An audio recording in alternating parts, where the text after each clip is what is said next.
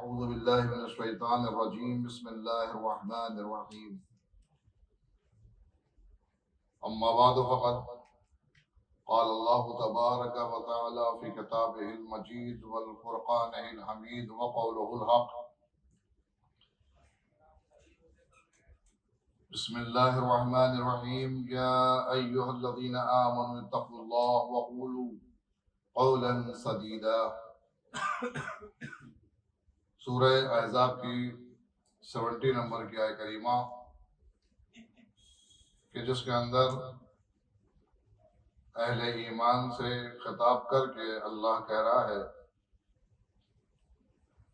کہ اتقوا اللہ، تقوی الہی اختیار کرو، وقولوا قولا سدیدا، اور جب بات کرو ایک دوسرے سے کلام کرو تو تمہاری باتوں کا محور صداقت اور مستند بات ہونا چاہیے۔ پھر انسان جب کسی سے کلام کرے، جب کوئی بات کہے تو اس کی بات کے اندر صداقت ہونی چاہیے اور وہ بات اتھینٹک ہونا چاہیے، مستند ہونا چاہیے، اور انسان کو فضولیات اور بیہودہ باتیں کرنے سے انسان کو ہمیشہ پرہیز کرنا چاہیے، کیونکہ ایک مرتبہ زبان جب کسی چیز کی عادی ہو جاتی ہے اور کسی ذائقے سے آشنا ہو جاتی ہے تو بار بار اسی چیز کا مطالبہ کرتی ہے۔ لہذا روایات کے اندر ہے کہ اپنی زبان کو اچھے کلام سے، اچھی باتوں سے اور اچھی چیزوں کے اندر استعمال کریں تاکہ وہ زبان اس چیز کی آشنا ہو جائے۔ انسانی فرائض میں سے ایک جو فریضہ قرآن مجید نے بیان کیا ہے اور روایات معصومین نے اس کی تائید کی ہے، وہ ہے اپنی زبان کا تحفظ کرنا۔ اللہ نے جو ہمیں زبان دی ہے اس زبان کا تحفظ کرنا، اس کا صحیح استعمال کرنا، بجائے استعمال کرنا، حق کے لیے استعمال کرنا، ذکر الہی کے لیے استعمال کرنا، یہ ہمارے فرائض میں سے ایک فریضہ ہے۔ قول سدید کہا ہے یہاں پر۔ قول سدید سے مراد یہ ہے کہ وہ بات جس کے اندر سچائی پائی جاتی ہو وہ بات کہی جائے، یا وہ بات کہ جو مستند اور اتھینٹک ہو، معتبر ہو، وہ بات کہی جائے۔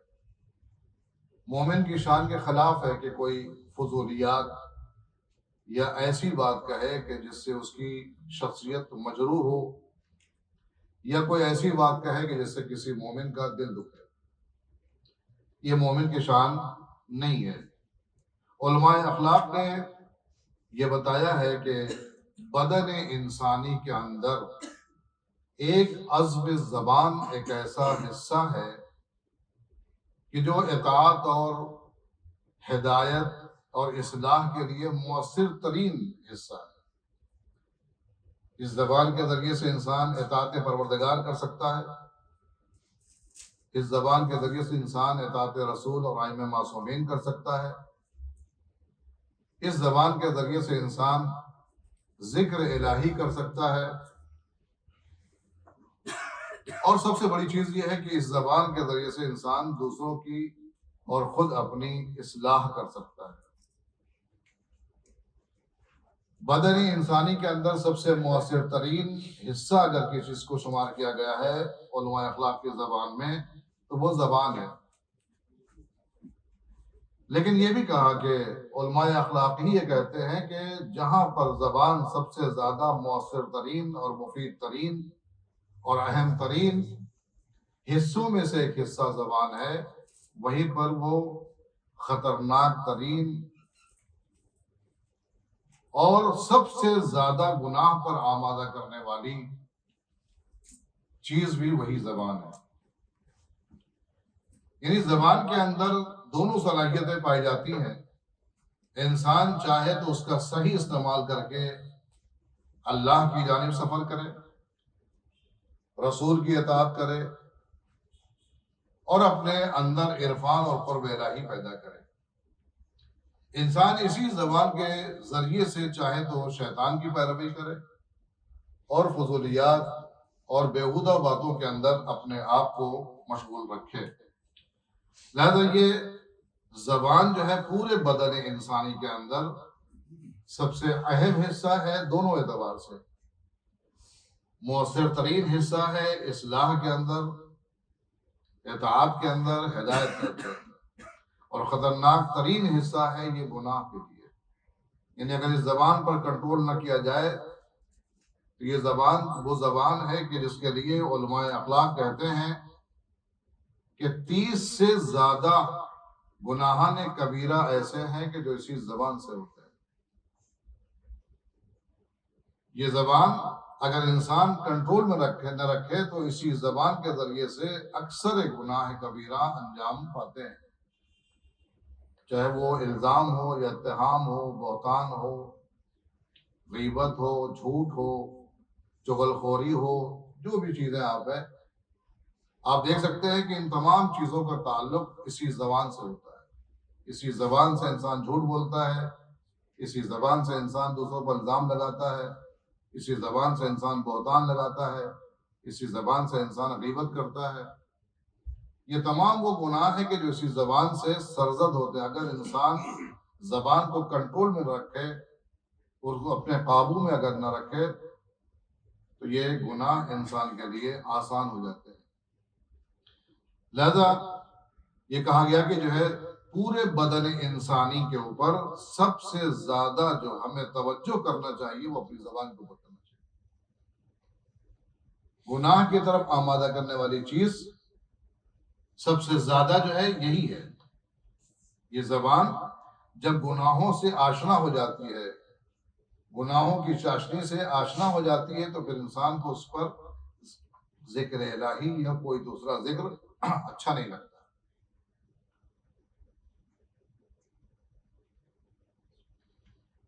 پیغمبر اسلام فرماتے ہیں کہ لا یستقیم ایمان عبد حتی یستقیم قلبہ ولا یستقیم قلبہ حتی یستقیم لسانہ۔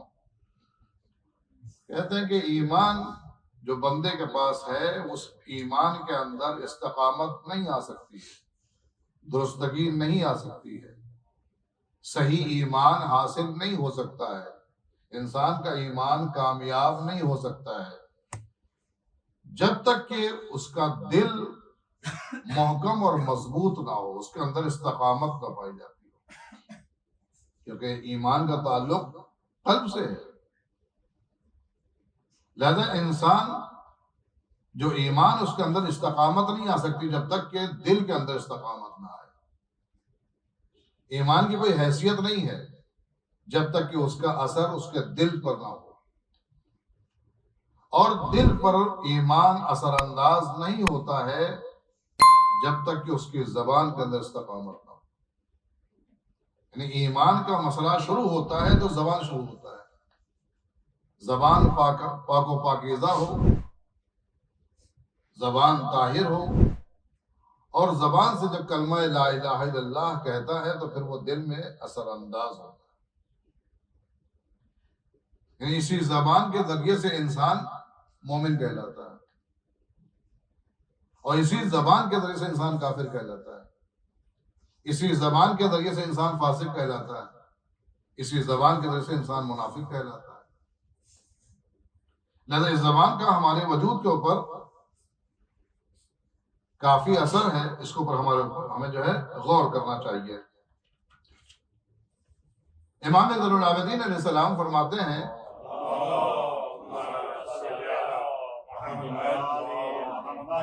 کہ جب انسان صبح کرتا ہے تو یہ انسان کی جو باڈی ہے، جو اعضاء و جوارے ہیں، جو باڈی پارٹس ہیں، یہ جو ہے ظاہر کہ جو اب صبح ہوئی ہے تو کام کریں گے، کسی نہ کسی کام میں مشغول ہوں گے، اور اس میں سب سے اہم حصہ کس کا ہے؟ زبان کا ہے۔ تو یہ زبان جو ہے جسم کے بقیہ اعضاء و جوارے سے دریافت کرتی ہے، کیف اصبحتم، تم نے صبح کس حالت میں کیا۔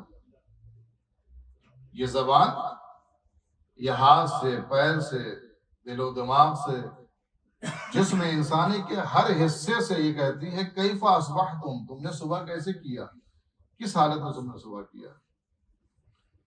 تو وہ زبان سے وہ اعضاء و جوارے کہتے ہیں کہ ہماری خیریت تو آپ کی خیریت کے بنا پر ہے. ہماری خیریت، ہم اچھے ہیں اگر آپ رحم و کرم کریں تو. یعنی اگر زبان کنٹرول میں رہے تو تمام کے تمام اعضاء و جوارے صحیح رہتے ہیں. تو وہ اعضاء و جوارے کہتے ہیں، زبان سے کہتے ہیں کہ اگر آپ خیریت سے رہیں یا رہنے دیں، مہربانی کریں تو ہم خیریت سے ہیں. کیونکہ ہم ثواب پاتے ہیں تو آپ کے ذریعے سے، اور ہم عذاب میں مبتلا ہوتے ہیں تو آپ کے ذریعے سے. کیونکہ جو کام آپ کی زبان پر آتے ہیں اس کے اثر ہمارے وجود کے اوپر، بقیہ پارٹس کے اوپر پڑتے ہیں. یعنی تمام اعضاء و جوارے اس بات کے لیے کہتے ہیں کہ اگر زبان تم اگر کنٹرول میں رہو، تم اگر خیریت سے رہو، تم اگر صحیح سے رہو تو ہم سے غلط کام نہیں ہوگا. اگر تم اچھا کام کرو گے تو ہم ثواب حاصل کریں گے، لیکن اگر برا کام کرو گے تو اس کا اثر ہمارے اوپر پڑے گا، ہم عذاب میں مبتلا ہوں گے. لہذا امام نے باقاعدہ حق بتایا ہے کہ زبان کا حق ہے.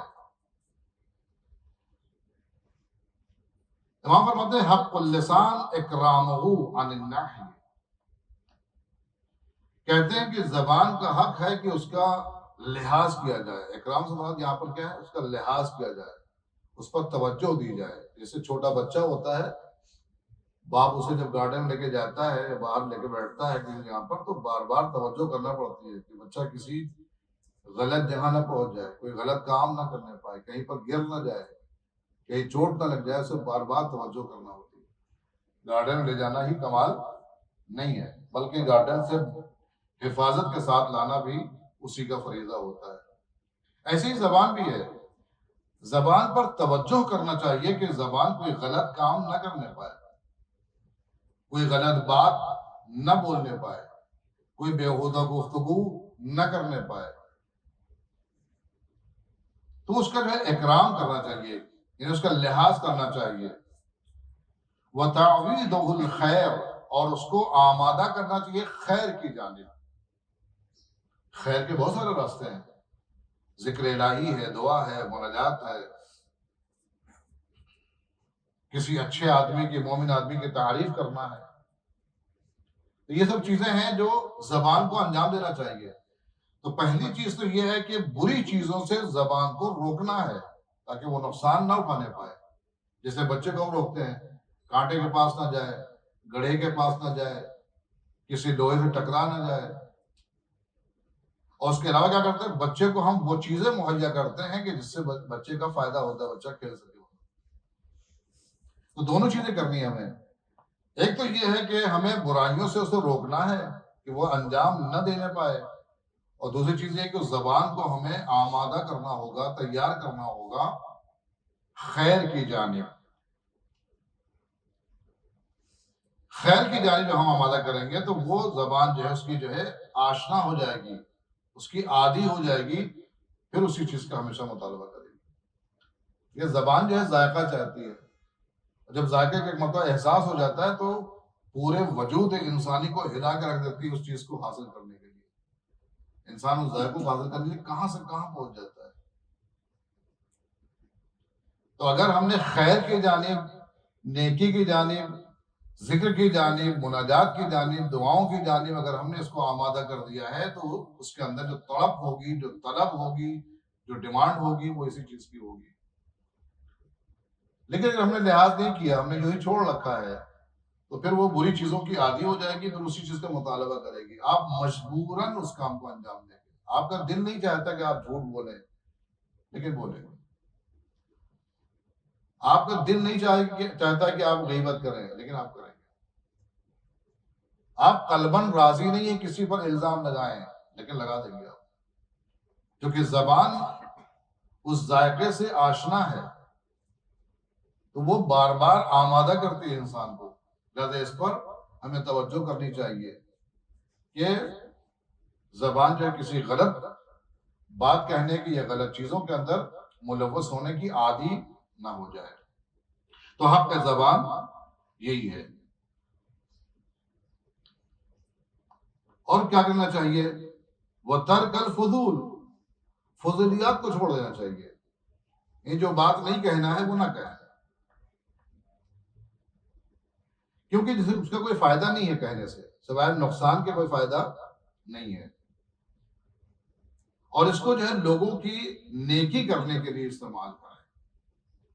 اگر کوئی کام اچھا کر رہا ہے اس کو اپریشیٹ کریں، اس کی تعریف کریں، اس کی حوصلہ افزائی کریں، وہاں پر تکلف سے کام نہ لیں، کیونکہ آپ کے اس عمل کے ذریعے سے اس کے اندر حوصلہ ملے گا۔ اب یہ نہ کہ اس نے کیا تو کیا نہیں، اس نے کیا ہے، اچھا کام کیا ہے، اگر ہم اپریشیٹ کریں گے، حوصلہ افزائی کریں گے، جذبہ بڑھائیں گے اس کا، تو وہ اور کام کو انجام دے گا، اور جب کثرت سے انجام دے گا تو اس کے دوست احباب بھی دیکھ کر کے حوصلہ پیدا کریں گے۔ لہذا زبانوں کے حقوق میں سے یہ حق ہے۔ امام نے فرمایا کہ جو ہے جب کوئی اچھا انسان کوئی کام کر رہا ہو، نیک کام کر رہا ہو، تو اس کو جو ہے ہمیں تعریف کرنا چاہیے، یعنی اس کو اس بات کا احساس ہو کہ ہم یہ کام اچھا کر رہے ہیں۔ اس کے علاوہ جو ہے جب بھی بات کہے وہ حسن القول فیہم، اس زبان کے اندر جو ہے حسن قول ہونا چاہیے۔ حسن قول سے مراد کیا ہے؟ بات کہنے کا جو ہے انداز ہوتا ہے، ہر چیز کی جو ہے پریزنٹیشن جو ہے وہ مہم ہوتی ہے۔ جو آپ پیش کر رہے ہیں وہ طریقہ کار کیا ہے؟ آپ کسی کھانے میں بلا رہے ہیں، آپ برے الفاظ بھی استعمال کر سکتے ہیں، آپ ادب کے الفاظ استعمال کر سکتے ہیں، وہی کھانے کے لیے بلانے کے لیے جو ہے الگ الگ الفاظ ہوتے ہیں۔ آئیے تشریف لائیے کہہ سکتے ہیں، آؤ کھا لو۔ تو یہ انداز جو ہے یہ انسان کے قول کے اندر جو ہے حسن پایا جانا چاہیے، نزاکت پائی جانا چاہیے، تہذیب پائی جانا چاہیے، ادب پایا جانا چاہیے، چونکہ اس الفاظ کے ذریعے سے آپ کسی کو دعوت دے رہے ہیں، لہذا تہذیب اور حسن اور ادب کا ہونا ضروری ہے۔ آپ کوئی بھی چیز کسی کو گفٹ دیتے ہیں تو اچھے سے اس کو پیک کر کے دیتے ہیں، اچھے جو ہے پیک میں آپ کو دیتے ہیں تاکہ اسے دل خوش ہو جائے دیکھ کر کے۔ ایسے جب الفاظ آپ کسی سے کہتے ہیں تو وہ الفاظ ایسا کہیں کہ اس کا دل خوش ہو جائے، نہ کہ وہ ناراض ہو جائے۔ لہذا حسن قول پر انسان کو زور دیا گیا ہے کہ انسان جب بھی بات کرے تو بات کو اچھی طرح سے بیان کرے یا اچھی طرح سے بات کو کہے۔ کبھی کبھی بات سخت ہوتی ہے، لیکن اگر اس کے اندر شیرین ڈال کر کے جو ہے بات کہی جائے تو بات کا اثر بھی ہوتا ہے اور بات مفید بھی ثابت ہوتی ہے۔ کبھی کبھی جو ہے بات بہت صحیح ہوتی ہے لیکن انداز اتنا خطرناک ہوتا ہے کہ اس کے ضد میں کرنے کا دل نہیں چاہتا ہے کیونکہ اس نے ایسا کہا ہے۔ لہذا کہنے کا بھی جو ہے کافی اثر ہوتا ہے۔ اور یہ زبان کے حوالے سے قرآن مجید کے اندر بھی جو ہے بہت سی آیات ہیں، جیسے میں نے پہلے پڑھا کہ قول سدید ہونا چاہیے، قل قولا کریما، کریمانہ گفتگو ہونا چاہیے، حسن قول ہونا چاہیے، زبان کے اندر شیرینی ہونا چاہیے، یعنی انسانی وجود کا سب سے پہلا جو تعارف ہوتا ہے اسی زبان کے ذریعے سے ہوتا ہے۔ آپ کے دل کے اندر کیا ہے، آپ کے دماغ کے اندر کیا ہے، آپ کیا سمجھ رہے ہیں، آپ کیا ہیں اندر سے، کتنی کوالٹی پائی جاتی ہے، ہمیں کچھ پتہ نہیں ہے۔ لیکن جب انسان بولتا ہے تو اس کے بولنے کے انداز سے اس کے علم کا اندازہ ہوتا ہے، اس کی شرافت کا اندازہ ہوتا ہے، اس کی تہذیب کا اندازہ ہوتا ہے، اس کے ادب کا اندازہ ہوتا ہے، اس کی شخصیت کا اندازہ ہوتا ہے۔ اسی لیے کہا گیا کہ پہلے تولو پھر بولو۔ عقل مند اور بیوقوف کے درمیان جو فرق بتایا ہے مولانا کہنا تو یہ بتایا ہے کہ بیوقوف آدمی کیا کرتا ہے، پہلے دل بھر کے بول لیتا ہے، بعد میں سوچتا ہے یہ میں نے غلط کہا، یہ میں نے غلط کہا، یہ نہیں کہنا چاہیے تھا، وہ نہیں کہنا چاہیے تھا۔ لیکن عقل مند کیا کرتا ہے، پہلے سوچ لیتا ہے، الفاظ کے اندر حسن پیدا کرتا ہے، اچھے کلمات کا انتخاب کرتا ہے، شان کلمہ کہتا ہے، سامنے والی شخصیت کا لحاظ کرتا ہے، پھر بات کو کہتا ہے۔ تو اس میں اور اس میں یہ فرق ہوتا ہے کہ جو اچھا آدمی ہوتا ہے، عقل مند آدمی ہوتا ہے، باشعور آدمی ہوتا ہے، پڑھا لکھا آدمی جو ہوتا ہے، وہ کیا کرتا ہے، اس کے الفاظ کے اندر نزاکت پائی جاتی ہے، لطافت پائی جاتی ہے، ادب پایا جاتا ہے، تہذیب پائی جاتی ہے، اور سامنے والے کی شخصیت جو ہے کہ مطابق گفتگو کرتا ہے، وہ الفاظ جو استعمال کرتا ہے ان کی شاعر شان گفتگو ہوا کرتی ہے۔ تو یہ طریقہ کار جو ہے ہمیں اپنا چاہیے۔ اس کے علاوہ سب سے اہم چیز جو یہ ہے کہ آپ زبان کو جس چیز کا بھی عادی بنا دیں گے، وہ زبان بار بار آپ سے وہی مطالبہ کرے گی۔ اگر آپ نے دعاؤں کا عادی بنا دیا، پھر دعا جو ہے چاہیے اس کو۔ اگر مناجات کا عادی بنا دیا تو مناجات چاہیے اس کو۔